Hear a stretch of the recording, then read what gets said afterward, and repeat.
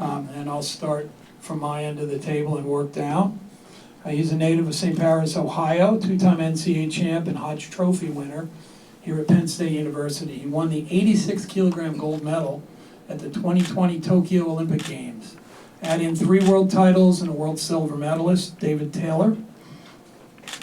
To his right, originally from Bloomington, Indiana, she won 4 WCWA national titles at Campbellsville. Member of the 2000 Olympic team, she's won 2 senior world silver medals and a number of age group world medals for Team USA. She qualified Team USA for the Olympics at the Pan American Olympic qualifier, Kayla Miracle. To her right, a native of Parker, Colorado, NCAA runner-up, 4-time All-American at Arizona State, U17 world champ, 2-time age group world medalist, and a 3-time senior world team member. He also qualified our nation to compete in Paris with his performance at the Pan Am Olympic qualifier, Cohlton Schultz. And to his right, competing in men's freestyle, he's from Aaronsville, Pennsylvania, state champion, 2-time runner-up for Biglersville High School, and made the 2021 U17 world team. Here at Penn State, he's a 2-time NCAA finalist and the 2004 NCAA champion, Levi Haynes. And I'll start my questioning with David Taylor. David, I hope the date's right. August 5, 2021 was the day that you won your Olympic gold medal in Tokyo. Does that seem like a short or a long time from now? And could you tell us about what's changed in your life since that historic day?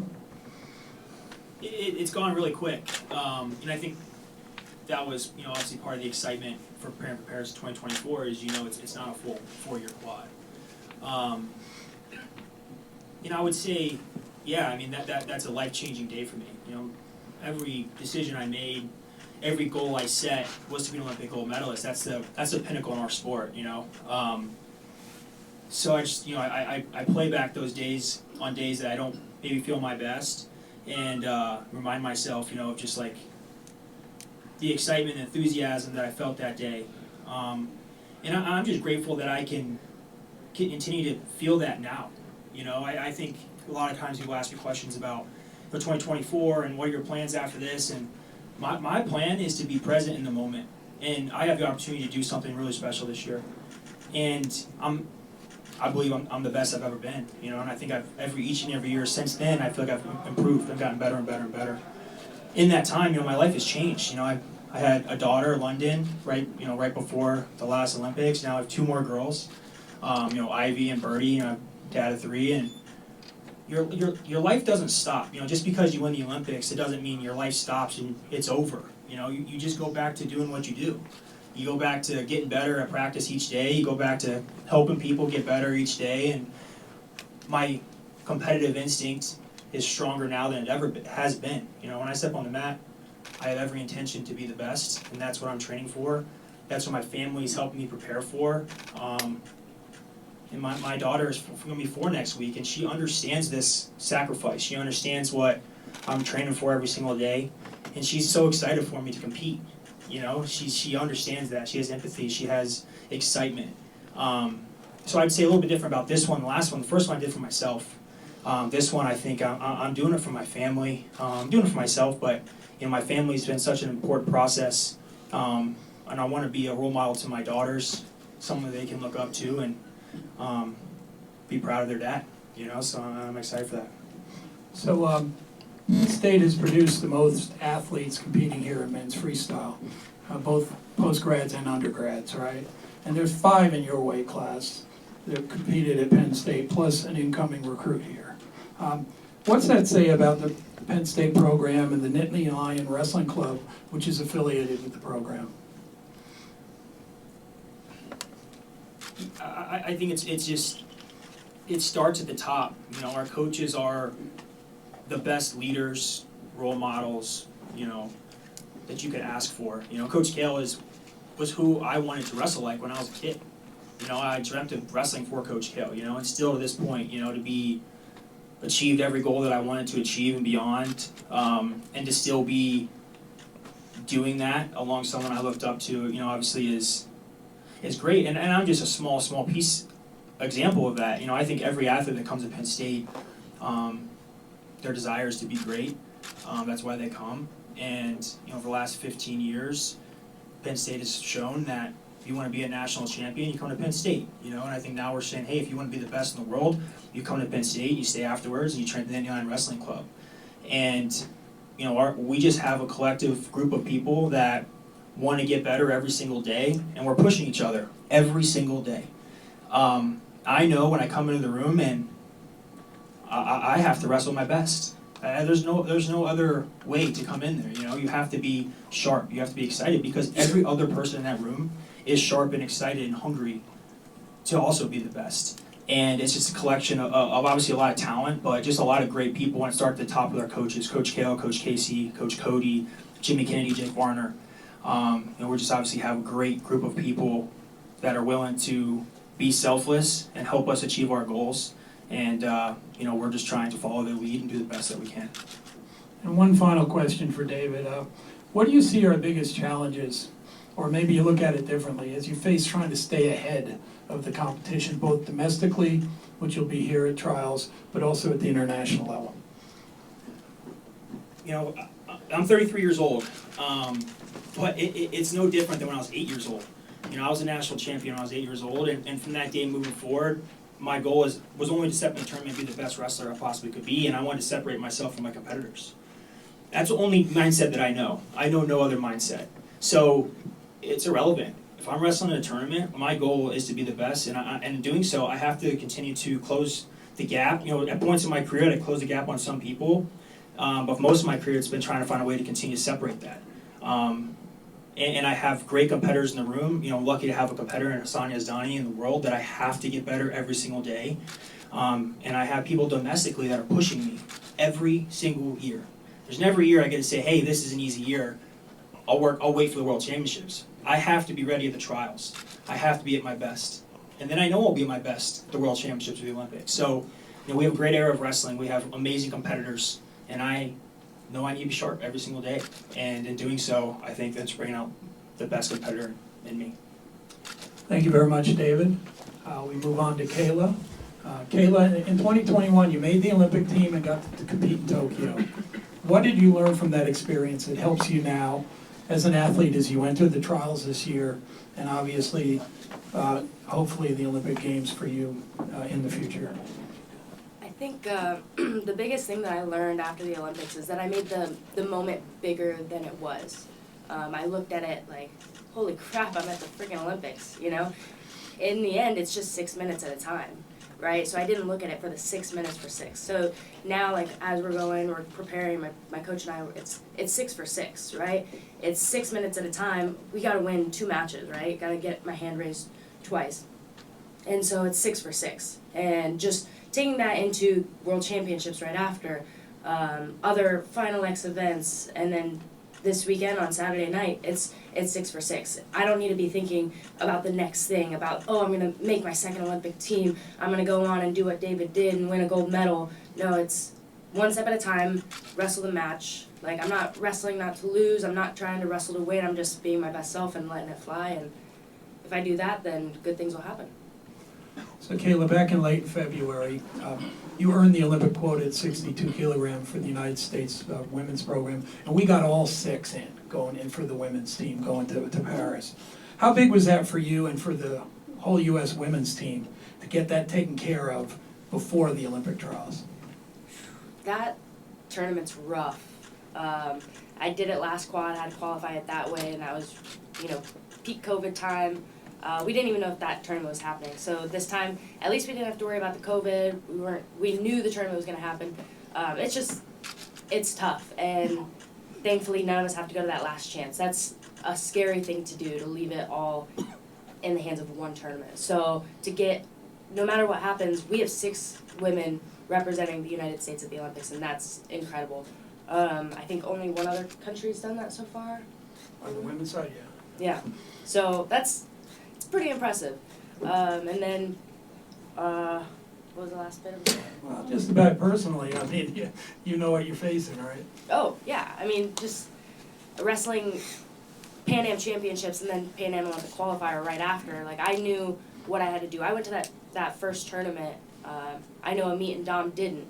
But for me, the seed mattered. I had to beat one of the top girls in the world, Anna Godinez, to get that spot. And I knew I was either going to have to do it that first tournament or that second tournament. I was like, I want to get it done, right? Put them on the other side of the bracket, let them fight it out. But yeah, getting that spot, I mean, it was kind of sad after winning that semifinals match, because we didn't wrestle the finals. There was, the excitement of winning a match, tight match, I think it was 3-0. But then watching Anna Godinez win it on the other side, the Team Canada already had their team set. So when she won that, she was on the team.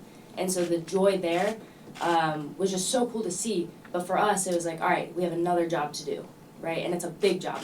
My bracket is not an easy bracket to go through.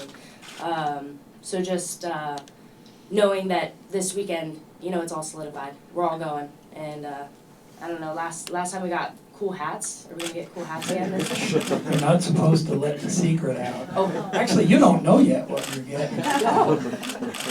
There are a few people in this room that do, but probably not me, right? One other question. I mean, you've been successful at the international level since, I don't know, when we met you in the cadet days, high school, teenage kid, right? How do you keep yourself fresh and find joy in the sport as you continue to push towards very, very high goals? That's tough. There are waves. I know during COVID it was tough. It's like, do I really love this sport? Do I really want to do this? And then I got back in the room, after that super long hiatus, and I was like, oh shoot, yeah, I really do love this sport and I enjoy this. And going through certain training struggles, it's made me look at the sport different. And I was like, man, this tough. It doesn't need to be this tough. Wrestling is hard. Right, and the outside stuff doesn't need to be that way. So I think putting myself around the right people, having a great coach in my corner who's gonna see me on my off day and somehow mess with me and get my head, back in it, so we can just have fun and flow and go, and having great training partners and things like that. Just being around the right people. I think life is about community and relationships. So having those good relationships really make this sport enjoyable. And so I think that's really what it is, the root of it all. Thanks a lot, Kayla. Appreciate you. We'll move over to Colton. Colton, in 2021, you reached the finals of the Olympic trials, and you didn't get to go, right? Since then, you've been our #1 person at your weight class all 3 years heading into this event. What were your takeaways from the last event at the trials, and that's going to help you going into the event this year? Yeah, first takeaway, it looked a heck of a lot more fun winning than losing. So obviously, trying to do everything I can to get there. But second takeaway, when you do come up short, especially with a big goal like making an Olympic team, you're faced with two options. You can either sulk and be down about it, or you make decisions to start getting better every single day, and that's what I've done. Up to this point, just getting better every day, and it's been working out so far. Just got to keep it rolling, and hopefully roll through here, roll through Paris, and we'll have a good year. Okay, that sounds great. Yeah, right? So talk about your ability to maintain a very high level of your Greco-Roman wrestling while still competing in folk style in college and being successful there. It's pretty rare, right? Maybe for some freestylers to do both during the same year, but you're in a specialized sport in Greco. How did you balance both styles, and how does it work for you in Arizona State that you're doing both styles? Yeah, I got the easy job. I just got to go out there and wrestle. It's what I love to do. I get to do it every day. So my job's easy. My coaches, they got the tough job of figuring out how to make it happen. They put me where I need to be, put me with the right people to make sure I can make my dreams, my goals happen on both sides. It's not too often you got coaches letting you skip out on important duels, important tournaments to go wrestle around the world, train with the best guys. But our coaching staff, they've not just let me do it, but they've pushed me towards it. And it's been a blessing. It's been fun so far. Just got to keep it rolling. And then one other question. I remember these days. You used to drive down from Parker, Colorado, to go to the Olympic Training Center in Colorado Springs to train Greco, right? With Momir and some of these other people just pushing you real hard when you were just a teenager. When did you first dream about winning a gold medal in Greco-Roman at the Olympic Games? Yeah, as long as I can remember, as early as I remember, you know, every single teacher I had from kindergarten up, I told them I was going to be an Olympic champion. You know, I don't think it ever clicked what style it was going to be.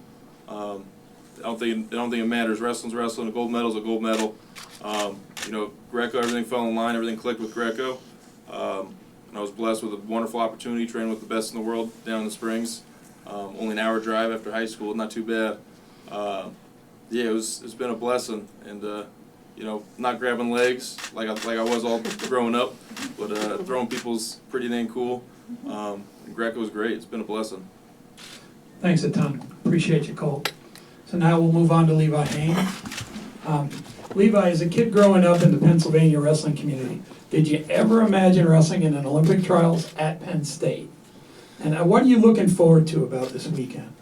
Yeah, I don't know if I ever imagined the Olympic trials being out here at Penn State. I always imagined myself wrestling in the Olympic trials. It's been a goal of mine to win the Olympics since I can remember. So I think it's special that I have the opportunity to do it right here in my backyard now. So I think that's pretty special, and not many people get that opportunity. So yeah, I'm looking forward to it. I think going into the weekend, I'm just very thankful for the opportunity to compete, just coming off of a season. So anytime I get to get on the mat's a great time. Yeah, and let's talk about that season. Just a few weeks ago, I saw your arm raised in the finals of the NCAA tournament, right? And you knew two things. One, if you win, you qualify for the trials. And two, you know, you're going to go from folk style to freestyle pretty quick. Did you take any time off? Did you jump right back into the room? How did you manage your preparation for this event? Yeah, so I took off about a week after the NCAA championships, and I just talked to my coaches. We came up with a good game plan, and been executing that for the last 3 weeks. So I have the best coaches, so kind of like Colton said, I kind of have the easy job. I just do what they tell me, and I know it's the best thing for me. And just one other final question. This guy to my right, he coached you when you were younger than you are. He might still coach you, I know that. But could you tell me what kind of influence David's been on your wrestling career and your development as an athlete and a person? Yeah, Dave's a man. He's I started wrestling for Dave when I would have been in 8th grade. So when I first met him, I didn't know a whole lot of wrestling. I could just work hard, and so Dave kind of taught me how to wrestle. Before I didn't have many tools, so yeah, I'm forever indebted to Dave in my wrestling career, and he's also showed me not just about wrestling, but kind of how to conduct myself as a person as well. First time I met Dave, he was like I had known him for forever, so I thought that was pretty cool, and I've always looked up to him for that. I know I've met some other people in the wrestling community kind of seem to hold themselves to like a higher kind of standard or whatever you want to call it. But not Dave. He's kind of been like a friend to me as well. So yeah, he's the man, and I just want to say thanks, Dave. And while you're wrestling and getting ready, he may not be that side for all your matches, or will he? No, not this weekend. Yeah, I just Someday maybe. I'll be watching. Okay, yeah, I'm sure you'll get a text or two, right? So hey, at this point, I'm gonna hand the microphone over to Pat from Penn State. You guys all know him as the Sports Information Director for the wrestling program here. Raise your hand, identify yourself, who you want to speak to, and clearly ask your question in this microphone. Thank you. Right over here, start over here. Mike Finn from Win Magazine. David, this is for you. You're a close friend, Kyle Diggs, and I'm hoping you could talk about what he's been going through with his loss of his father, how he'll get through this weekend, that type of thing. You know, I can't put myself in Kyle's shoes, you know. I've known Kyle for a long time, you know. As long as I've known any competitor probably in my life, and in doing so, you know, I've known Doug and his mom, you know, Jody, and they're great people, and, you know, Doug loved Kyle, and Doug loved wrestling, and, you know, I feel like he always had I remember as kids, you know, my dad just didn't know, you know, he's just like, oh, well, just, you know, this is what I think is best for my son, and, you know, Doug always knew what was best for Kyle. He was, you know, he wrestled at a high level. You know, his path was a little different than mine. You know, Kyle it's just like a little slower, but I think Doug always knew he was going to get there, and obviously he got there. You know, and Kyle became one of the greatest wrestlers we've ever seen. And I know Kyle and his dad are, you know, were extremely close. And during this process, you know, I just try and be there for him, you know, any way I can. You know, even if it's just like shoot him a text or whatever it is. But you know, Kyle's you know, I mean, yeah, it's tough. I feel for him and his family, but I mean, Kyle is a competitor at the highest level, you know, and there's nothing more than what Doug would want than to Kyle go out and compete at his best, you know, next weekend or this weekend in a couple of days, you know. So, and I know Kyle's going to do that. He's going to compete. You know, he's a competitor, and he's got a goal. You know, he's got a goal he's jumped about for a long time. You know, so, but he looks ready to go. You know, he looks ready to go. And you know, I know there's definitely a piece of him that's going to be wrestling for his dad this weekend. You know, and you know, just. He's gonna be ready to go. Raise hands if you want. Right here, please. Hey, David, Mohammed Gorgistani. I know your focus is here this week to make the team, but you've said in the past that you and Hassan push each other every single day. With Austin Port coming down to 86 in Iran and Hassan having the shoulder injury, have you given that any thought? And what's your take on all that and preparing for, you know, the ultimate goal, which is the Olympics and your Iranian opponent? Right now I'm focused on this weekend. You know, I got some killers this weekend that I got ready for. You know, I'm fortunate to be sitting in the finals, but whoever makes that mini tournament, you know, they've also had one goal in their mind. And every one of those guys, they're not thinking about beating each other, they're thinking about beating me. So just like Hassan or Gassenpour or whoever else in the world at 86 kilos, they're really training for one person. They have been for a while, you know. So that's great to be in that situation, you know. But my main focus is getting better every single day. My main focus is to go out there and wrestle with an attitude and with a love and with excitement. That's my main focus right now. You know, you can ask me that question in a couple of days. We can talk about it. But right now I'm focused on enjoying this weekend and wrestling the best of my ability. Jim Carlson.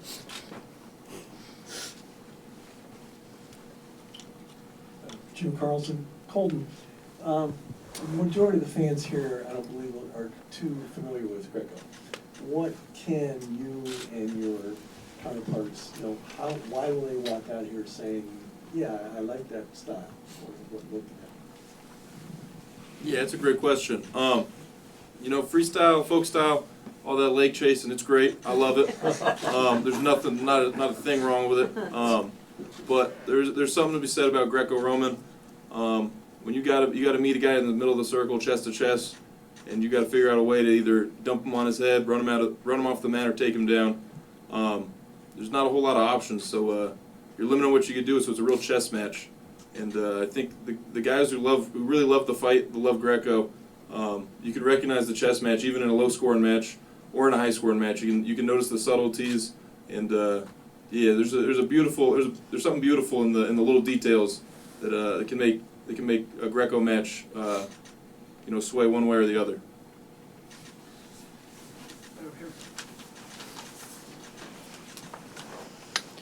Joe Smeltzer, Nedney Sports Now. This is for Levi. You talked earlier about the quick turnaround from winning NCAAs to training for this.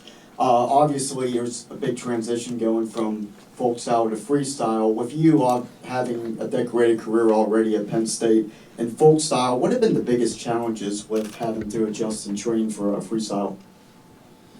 Yeah, there's a lot of little tactical things about freestyle wrestling. So I think just kind of getting back in the swing of picking up on those little things, like wrestling the edge and then your parterre wrestling. So, but I have great coaches that have really been helping me out with that, and then other great athletes alongside me training for that. So I think we're at kind of an advantage coming off of a season. You know, we're kind of in that good tournament shape stuff. So I think, you know, as long as you can stay healthy through a college season, it can be just as beneficial coming into the Olympic trials here off of a season. So, but other than the little tactical things, I think folk style and freestyle wrestling are very similar. Hi, Zora Stevenson, NBC Sports. This one's for Kayla. Kayla, you've called 62 the hardest weight class in the U.S. I'm just wondering if you can break down why and your perspective of wrestling in that weight class. Like David and Colton, we're all sitting out in the finals, so that's real nice. So they get to battle it out on Friday.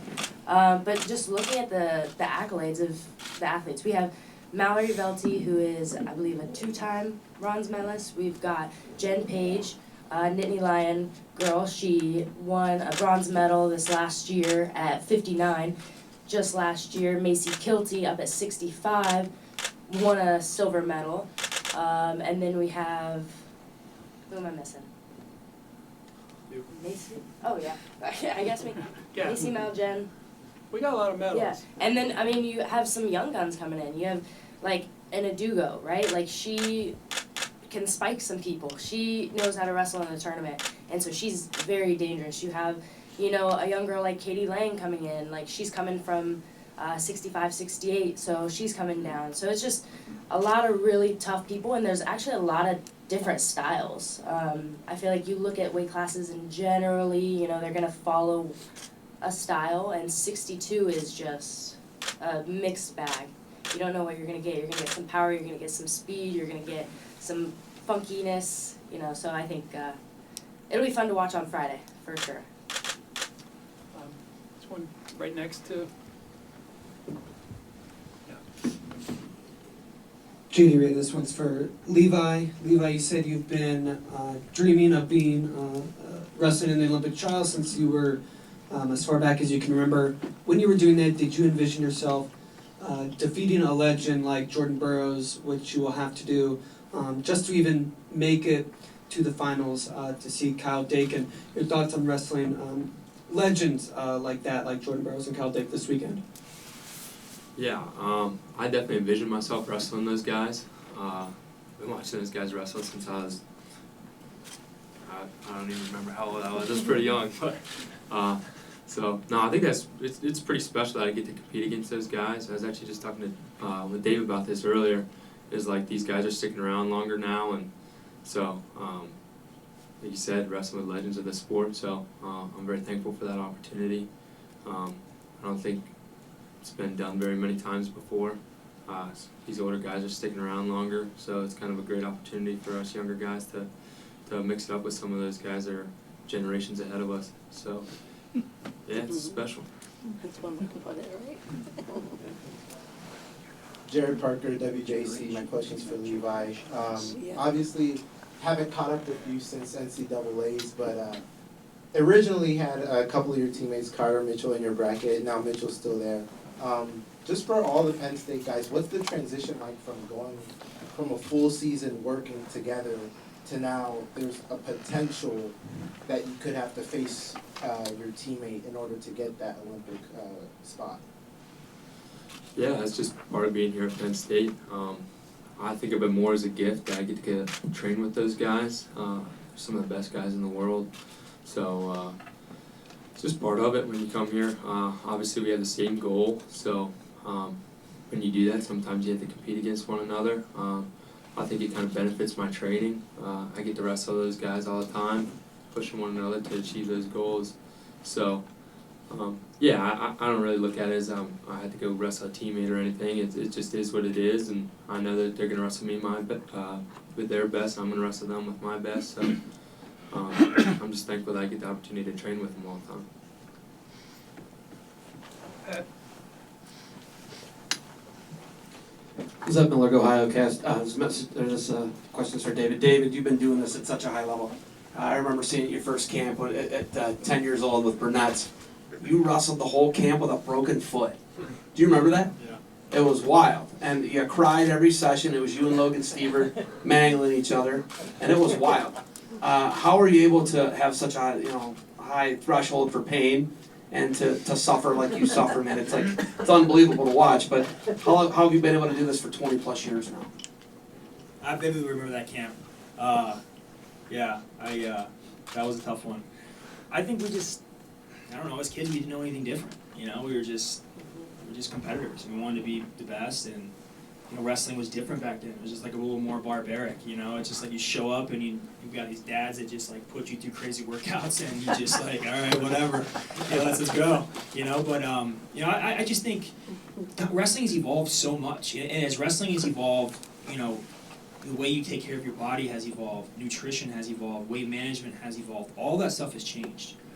And I just, as time goes on, as I have a fire to be the best, and when you have the fire to be the best, you're gonna do what you have to do to stay at the top of your game, you know what I mean? So I think, the biggest thing, when you're 10 years old, you just show up and you can wrestle forever, and you can show up and wrestle forever the next day, and then again the next day, and I did that for a really long time.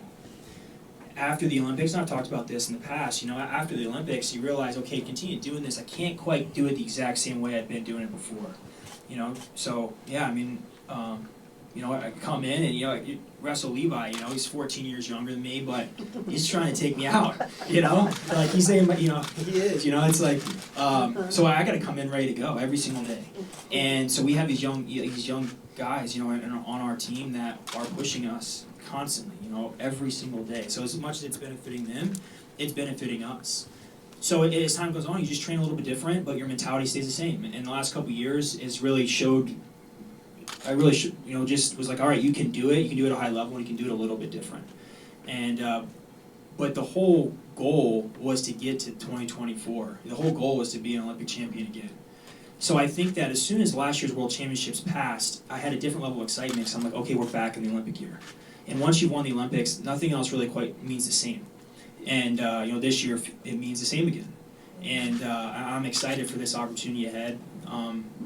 People say it all the time, but truly, I feel the best I've ever felt. I feel ready to go. You have no stone unturned mentality, and that's what I have going into this weekend, and focus on wrestling the best of my ability this weekend. And then we'll continue to see what happens after that. In the back. This one's for Colton and Kayla. With Art Martori retiring this year, what does it mean to represent Sunkist kids like this on a stage like the Olympic trials and trying to parlay it into Paris? Sure. Wow, the Martori family, the Sunkist kids family. I mean, I don't know if I would be the wrestler that I am today without them, but definitely not the person. They've given me so many opportunities, so it's sad to see them going, but I mean, I'm looking to represent them well this weekend. I feel like I've done a good job since they picked me up as like a little 16-year-old.